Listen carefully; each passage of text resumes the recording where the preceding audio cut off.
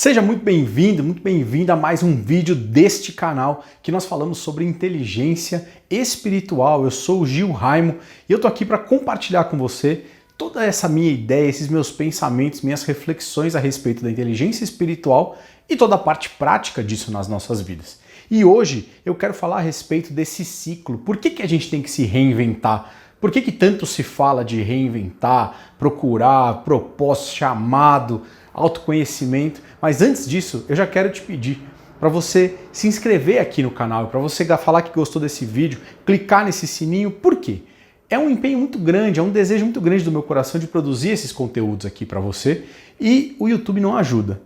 O YouTube não ajuda. Ele só ajuda quando você ajuda e quando eu ajudo. Então eu ajudo fazendo o possível para entregar um conteúdo incrível para você. E você me ajuda clicando nesses botões, interagindo aqui no vídeo, porque falar que gostou, se inscrever, o sininho para que você mostre o interesse, que você quer receber realmente esse conteúdo, isso ajuda o YouTube a promover esse conteúdo para você e para as pessoas que são parecidas, que têm os interesses parecidos com os nossos. E aí a gente vai conseguindo formar uma estrutura boa aqui e cada vez mais eu vou produzindo cada vez mais vídeos, porque é isso que eu faço. Tudo bem? E se você quiser saber um pouco mais das coisas, aprofundar de uma forma bem informal, lá no meu Instagram, @GiulianoRaimo, que vai estar aí em algum lugar, eu coloco todos os dias nos stories uma caixinha de perguntas daquelas para a gente interagir. E lá eu respondo muita coisa sobre inteligência espiritual, que é o meu assunto, mas muitas outras coisas sobre família, fé, criatividade, trabalho, empreendedorismo, enfim, um monte de coisa lá.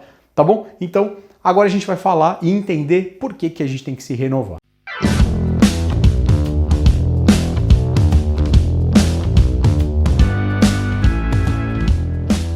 O que acontece? A sabedoria que vem do alto é essa conectada ao chamado, à razão de existir, né? Aquela coisa que você defende, que todos os dias você quer acordar e fazer algo em relação a isso, para resolver um problema em relação a isso. Beleza. Isso é sabedoria que vem do alto, é a sabedoria espiritual que não gasta, que no caso da fé cristã, por exemplo, é a sabedoria que está no Espírito Santo de Deus, que ele usou para a criação, por exemplo. Mas a sabedoria, ela vem numa forma bruta, ela vem numa forma que, para você aplicar ela no dia a dia, tem que dar um polimento nisso para que isso se aplique no dia a dia. A sabedoria, ela passa por um filtro de conhecimento para que ela se conecte, se ajuste a cada uma das situações. Imagina que a sabedoria é algo que as pessoas não conseguem digerir, não conseguem administrar. Ela precisa passar por um filtro para que o entendimento humano, os limites da compreensão humana consigam administrar tamanha sabedoria. E aí, o que acontece? Sempre que você se conecta com algo de sabedoria, com uma pessoa que tem muita sabedoria, a gente até vê, tem uma parábola, tem um estilo de falar a respeito dos sábios que são parábolas. O que isso quer dizer, né? Eles sempre usam os sábios. Jesus, o ministério de Jesus é enorme. Tem um livro aqui, ó, Milagres e Parábolas do Nosso Senhor. Por que os sábios usam parábolas? Parábolas. A parábola é uma analogia, é algo que a gente consegue administrar. Quando eu faço uma analogia com você, seu cérebro capta. Por quê? Porque a gente aprende por imitação, a gente aprende por correspondência, não por carta, né? Por arrumar correspondências para as coisas. E quando a gente usa uma analogia, uma parábola, né? Uma metáfora, isso facilita muito, né? Eu dei um exemplo esses dias, uma pessoa me perguntou como é que é possível bloquear uma Wi-Fi, por exemplo, como é que pode funcionar o WhatsApp e não funcionar outras coisas? E aí eu falei assim, imagina que a internet é como se fosse um túnel, e nesse túnel você pode controlar quem que trafega em cada uma das faixas. Imagina que cada aplicativo é uma faixa, eu posso colocar bloqueios em alguma das faixas que eu desejar. Isso é muito fácil de você entender, ainda que você não saiba nada de internet, com essa metáfora, com essa analogia, com essa parábola, você consegue entender, porque um túnel, um carro, as vias, você está acostumado a ver todos os dias. E por que a gente faz isso? Porque às vezes a sabedoria crua, dura, pura, ela é difícil de entender. E aí a gente filtra, usa essas parábolas, metáforas, uma linguagem mais diferenciada, mais conectada com a forma que o nosso cérebro faz as correspondências para entender coisas, e aí isso se torna palpável. É o filtro do conhecimento. E esse filtro gasta. Porque a sabedoria, quanto mais você se conecta à sabedoria, mais você vai aprendendo. E muitas vezes os filtros que você usava de conhecimento, eles vão ficando para trás, eles vão ficando ultrapassados, eles já não condizem ou com a realidade, ou com a forma que você pensa, acredita, as ideias que você defende hoje, porque o seu processo de maturação intelectual, a sua forma de pensar, tudo isso foi mudando, foi evoluindo e foi crescendo com o tempo. E aí, o conhecimento gasta. A gente volta lá para o começo. Daí, eu defendo uma outra tese. Eu defendo que a gente sempre tem que pensar pequeno. Aí você fala assim, mas peraí, eu ouço por aí o tempo todo que a gente tem que mira na lua, porque se você não acertar, pelo menos você acerta uma das estrelas, você tem que pensar enorme, tá? O nosso plano de vida, o nosso projeto, aquilo que você está desenhando aí, que é o que você quer alcançar, o que você imagina para o teu futuro, aquilo que você quer mesmo do fundo do seu coração, você vai fazer numa escala incrível, maravilhosa, enorme, nítida, clara, viva. Tudo isso está perfeito. O que eu defendo de pensar pequeno é em relação ao conhecimento. Nós sempre temos que pensar, minha defesa, né? Nós sempre temos que pensar numa esfera bem reduzida, como se aquela parte de conhecimento fosse nada em relação ao que eu posso saber e ao que as necessidades que estão ao meu redor demandam. E por que eu falo isso? Você provavelmente já me ouviu falando a respeito da soberba e de quanto essas coisas, como eu luto contra isso, né? Na questão da soberba, ela é ao contrário. A gente pega algo mínimo. Estou te falando como é que funciona a minha cabeça, né? Contra o que eu luto. A gente pega algo mínimo, minúsculo. Às vezes eu tenho um toquinho de lápis, mas eu falo para todo mundo que o meu toquinho de lápis é o melhor lápis que tem. Eu pego algo talvez insignificante e eu transformo isso em algo muito grande, em algo incrível. Eu penso muito grande em relação a uma coisa que praticamente às vezes nem tem valor, mas é porque eu quero engrandecer as minhas coisas.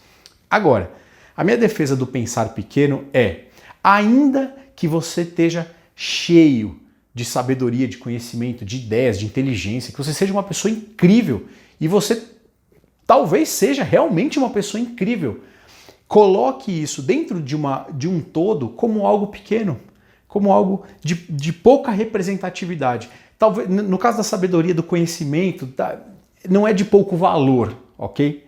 Porque tudo tem valor. Mas numa escala de representatividade pequena. Então imagine que você está estudando, está escrevendo um livro, sei lá, você está realmente dedicado a estudar, aprender alguma coisa profundamente. Você provavelmente sabe bastante disso, muito mais que a grande maioria, a ponto de você se propor a compilar essas coisas para entregar para as pessoas estudarem isso. Mas se você pegar um universo de coisas, isso que você está fazendo representa talvez quase nada dentro de tudo que engloba isso que você está estudando.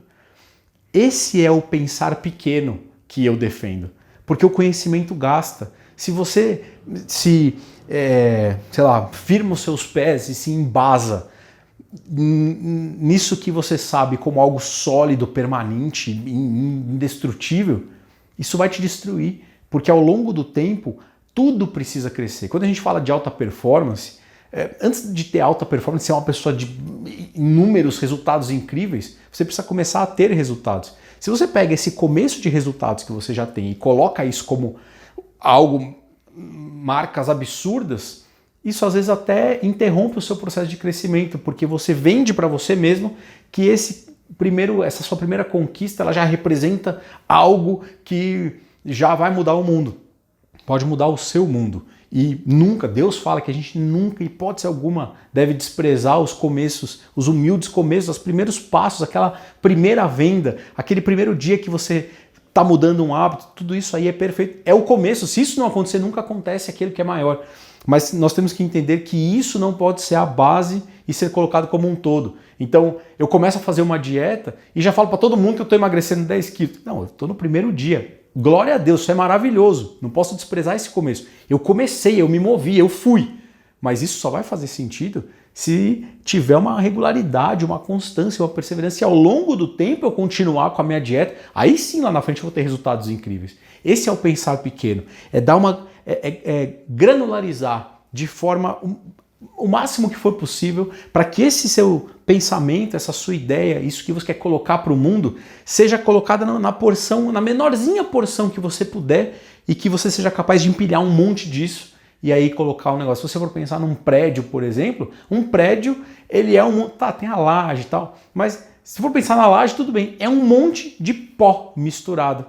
Não é algo enorme que foi colocado ali. Se você pensar numa casa de tijolos, são vários tijolinhos que estão compondo uma estrutura enorme. Assim é o nosso conhecimento. Por isso o processo de reinvenção. Porque eu vou colocando os tijolinhos e de repente começa a ter um tijolinho mais legal e eu vou mudando esses tijolinhos e vou reajustando essa estrutura o tempo todo pensando pequeno.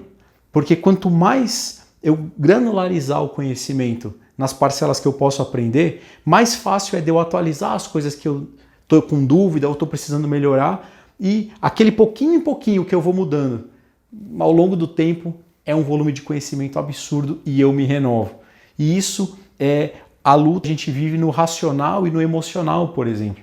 A nossa cabeça quer fazer um monte de coisa e as nossas emoções não deixam, porque a emoção, no geral, ela se conecta com esses extremos, né? Então, sei lá, não gosto muito de cachorro. Eu tento não ir em nenhum lugar, né? Nunca estar num lugar que tem um cachorro. Eu vou para um extremo. Eu não aceito estar numa sala que tem um cachorro do outro lado, que eu sei que nunca vai chegar aqui para mim, por exemplo. Mas as emoções, elas tendem a nos guiar para os extremos.